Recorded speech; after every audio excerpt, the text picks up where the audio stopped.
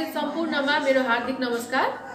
निजगढ नगरपालिका नगर कार्यपालिकाको कार्यालयको महिला बालबालिका तथा समाज कल्याण शाखाको तर्फबाट म रोजी श्रेष्ठ। ज्येष्ठ नागरिकहरू अनुभव तथा ज्ञानले खरिएका परिपक्व व्यक्तित्व हुनुभएकोले उहाँहरू सदैव आदर र सम्मानको हकदार हुनुहुन्छ। स्थानीय सरकारको रूपमा उहाँहरूको विशेष ख्याल गर्दै संरक्षण गर्नु यस नगरपालिकाको दायित्व पनि हो। यसै सिलसिलामा 90 वर्ष वा सोभन्दा माथिका ज्येष्ठ नागरिकहरूप्रति सम्मान तथा कृतज्ञता व्यक्त गर्ने र जाडोबाट बचाई जीवनयापन सहज बनाउने यस कार्यक्रमको प्रमुख उद्देश्य रहेको छ।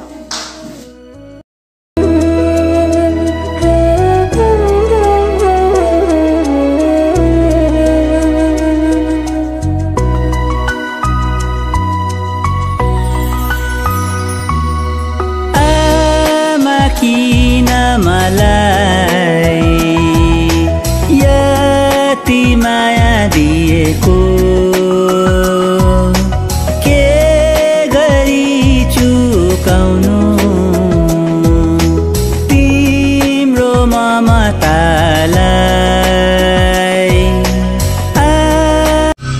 सूचना र मनोरञ्जनको लागि नमुना खबर टिभी सदैव तपाईको साथमा। कृपया हामीलाई सब्स्क्राइब गर्न नभुल्नुहोला। आजको यस कार्यक्रमको अध्यक्षता गरिराख्नु भएका यस नगरपालिकाका श्रीमान प्रमुख श्री सुरेश कुमार खनालज्यू, उपप्रमुखज्यू, यहाँ उपस्थित वडा अध्यक्षज्यूहरू, नगर कार्यपालिका सदस्यज्यूहरू, त्यसै गरी आजको यस कार्यक्रममा उपस्थित हुनुभएका सम्पूर्ण आदरणीय ज्येष्ठ नागरिकज्यूहरू, कर्मचारी मित्रहरू, अन्य उपस्थित महानुभावहरू।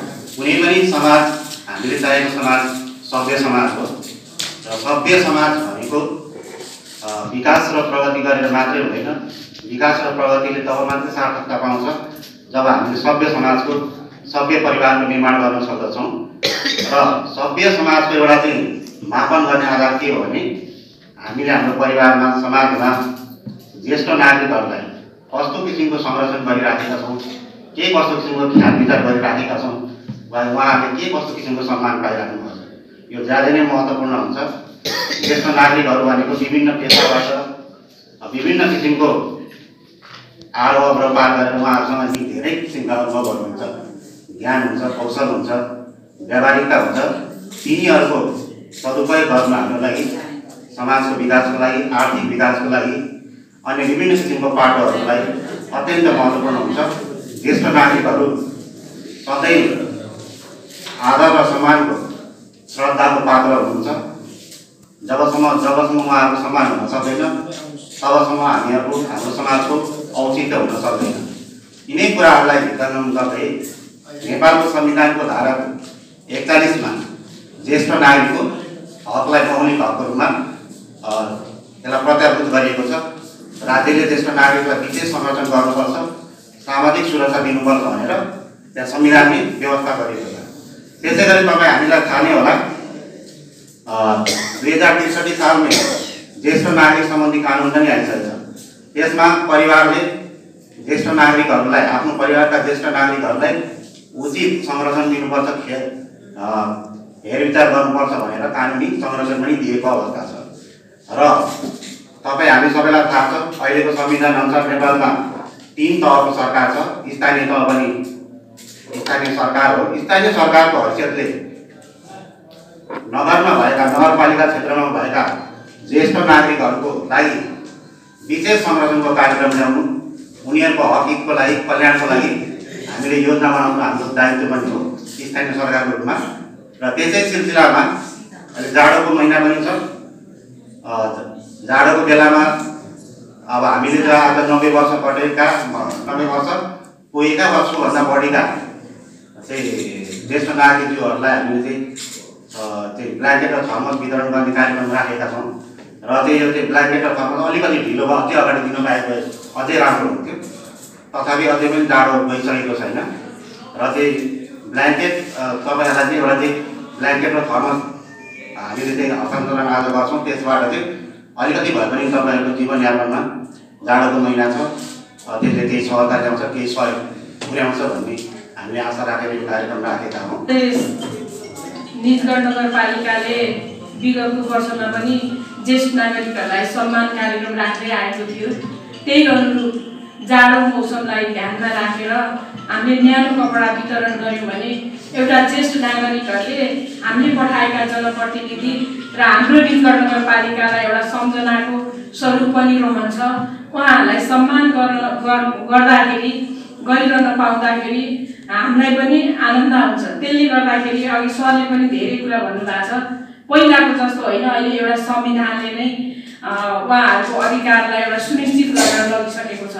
र अर्को कुरा, हामीले ज्येष्ठ नागरिकहरूलाई सम्मान गर्नुपर्छ भन्ने खालको एउटा संस्कार पनि हामीले यसलाई संस्कारको सुरुवात पनि गर्नुपर्छ भन्ने उद्देश्यले पनि सुरुदेखि हामीले यस्ता कार्यक्रमहरू राख्दै आएका हौँ।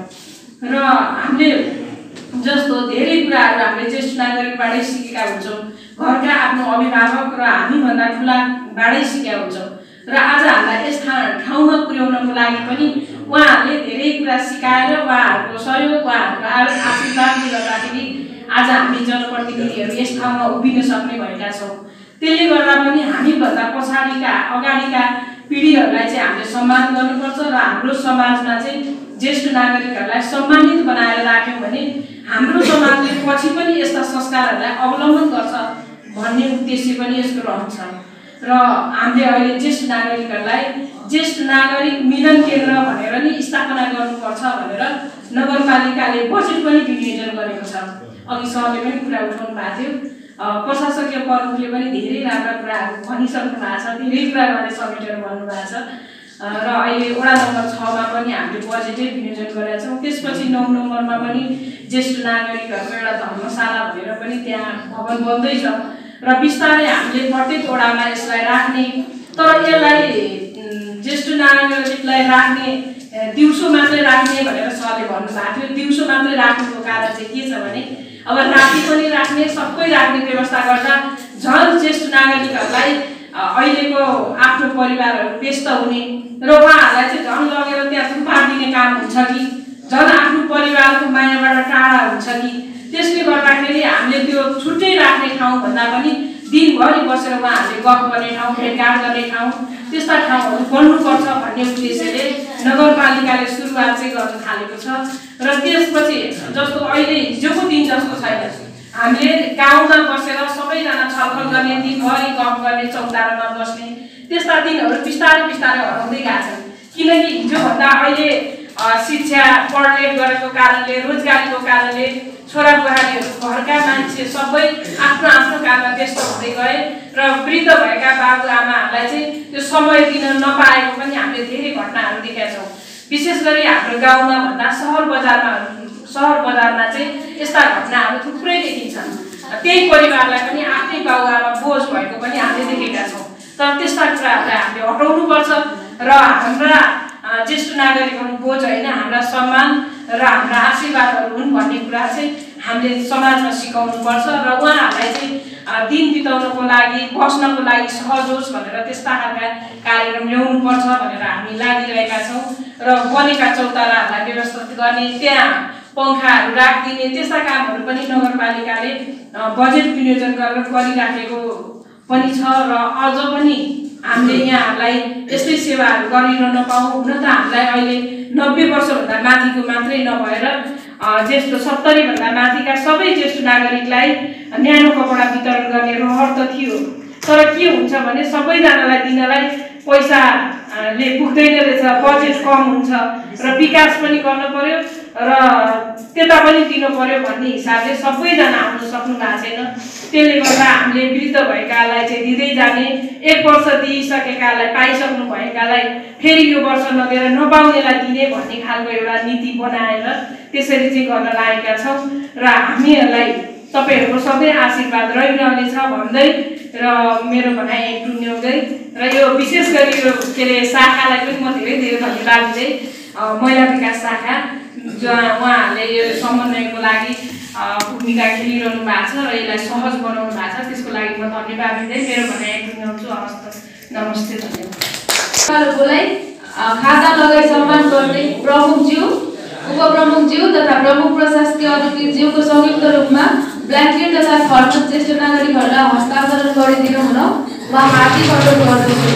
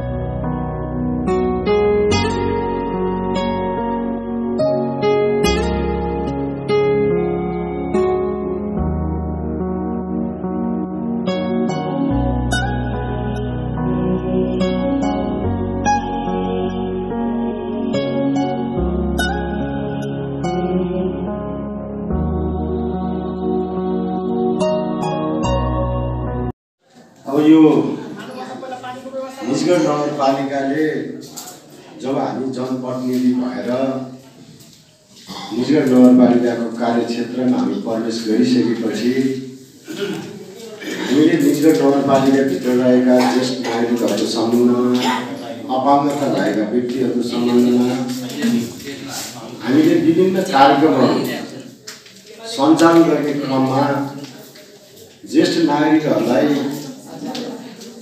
र त्योभन्दा पनि अझ 90 वर्ष नै पुगेका ज्येष्ठ नागरिक भनेको एकदम वृद्ध अवस्थामा हुनुहुन्छ र उहाँहरूलाई कम्तीमा हामीले सानो सहयोग भए पनि नगरपालिकाले कम्तीमा एउटा थर्मस र चाहिँ ब्ल्याङ्केट वितरण गर्दै गर्दा जाडोको मौसममा उहाँहरूलाई एउटा राहत हुन्छ भन्ने हिसाबले निजगढ नगरपालिकाले यो वितरण कार्यक्रम अगाडि सारेको हो र यहाँ तपाईँहरूका अधिकारका विषयमा अहिलेको संविधानले दिएका अधिकार र 2063 सालमै बनेका ऐन कानुनहरूले तपाईँहरूलाई उच्च कोटिमा राखेको छ देशको संविधानले।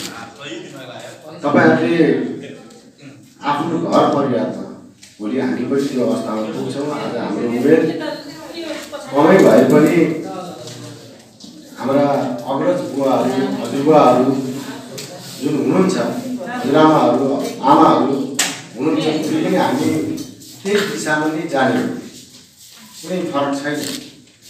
समयको कालखण्डबाट हामी पनि तपाईँहरू जस्तै भएर भोलि चाहिँ हामी जानुपर्ने अवस्था छ। त्यसले गर्दा तपाईँहरूले एउटा बुझ्नुपर्ने कुरा चाहिँ के छ भने म बुवाहरूलाई आमाहरूलाई भन्न चाहन्छु, अहिले निजगढ नगरपालिका मात्रै होइन, देशको संविधानले स्थानीय सरकार बनेको छ। स्थानीय सरकारमा पनि जनप्रतिनिधिहरू 70 जना हुन्छ, 70 जना जनप्रतिनिधिहरू हुन्छ। उहाँहरूका पनि आफ्ना कार्यक्षेत्रहरू छन्। त्यसमध्येमा पनि तपाईँ कुनै वार्डमा हुनुहुन्छ भने पनि त्यहाँ वडा सहित 4 जना वडा सदस्यहरू हुन्छन्, अझ त्यसमा कार्यपालिका सदस्यहरू पनि हुन्छन्। तपाईँहरूलाई आफ्नो घर परिवारबाट पीडित जस्तो यी मध्येमा पनि चाहे बुवाहरूलाई परे होला, चाहे आमाहरूलाई परे होला, घर परिवारबाट आफ्नो बालबच्चाहरूबाट मानु छोराछोरीहरूबाट तपाईँहरू अपेलित हुनु पर्यो। तपाईँहरूलाई खाना लाउनका समस्याहरू चाहिँ म त सिर्जना गर्ने भए त्यस्तो दुःख दिन थाले भने तपाईँहरूले सकेसम्म आफ्नै वडाको जनप्रतिनिधिहरूलाई यो जानकारी गराउने कोही मार्फतबाट भए पनि, र हाम्रो कर्मचारी पनि छन्, वडामा कर्मचारी हुन्छन्, उनीहरूलाई पनि जानकारी गराउने। सकिएन यदि उहाँहरूबाट पनि कुनै उपाय लागेन भने हाम्रा निजगढ नगरपालिकामै अहिले न्यायिक समिति छ, उपप्रमुखजीको संयोजकतामा छ, उहाँबाट आएर भेट्ने अथवा प्रमुखबाट आएर भेट्ने। अब तपाईँहरू हिँड्न त सक्नुहुन्न, तर तपाईँहरूलाई माया गर्ने कोही न कोही त घरमा हुन्छ। ती मान्छे मार्फतबाट भए पनि मलाई यस्तो यस्तो अन्याय भयो, यो कुरो चाहिँ नगर प्रमुख अथवा उपप्रमुख भाटामा गएर यो कुरा राखिदिनु पर्यो र मेरो घर परिवारबाट मलाई दुःख दिए भन्ने कुराहरू तपाईँहरूले यो कुरा राख्न सक्नुहुन्छ। र अहिले यतिसम्म छ कि आफ्नो बालबच्चाबाट आफ्नो परिवारबाट दुःख दिन थाल्यो भने कानुनले उहाँहरूलाई जेलसम्म हाल्ने छ। आफ्नो परिवार छोरा अथवा नाति अथवा कुनै पनि परिवारबाट वृद्ध ज्येष्ठ नागरिकहरूलाई अवहेलित गर्यो, खान दिएन, लाउन दिएन र उसको मानमर्यादा सारा गर्ने वातावरण बढ्न साथ त्यो चाहिँ मतलब चाहिँ त्यसलाई चाहिँ सजायसम्म हुने व्यवस्था अहिले गरेको छ। त त्यसले गर्दा के भने आफ्नो बाबुआमा बुवाआमा र चाहिँ मतलब चाहिँ ज्येष्ठ नागरिकलाई सम्मान र सही ढङ्गले चाहिँ मतलब व्यवस्थापन गर्नु भन्ने खालको त्यो चाहिँ मतलब दिएको अधिकारभित्र तपाईँको पर्या हुनाले त्यो कार्यबाट लाग्नु भन्ने म चाहन्छु। हुन त तपाईँहरू यहाँ अहिले हाम्रो निजगढ नगरपालिकाको डाटा अनुसार अहिले 90 वर्ष पुगेको आमा तथा बुवाहरूलाई यहाँ बोलाइयो। हामीले 90 वर्ष पुगेको सँगसँगै क श्रेणीमा रहेका अपाङ्गता भएका व्यक्तिहरू पनि सँगै कार्यक्रम राखेका थियौँ।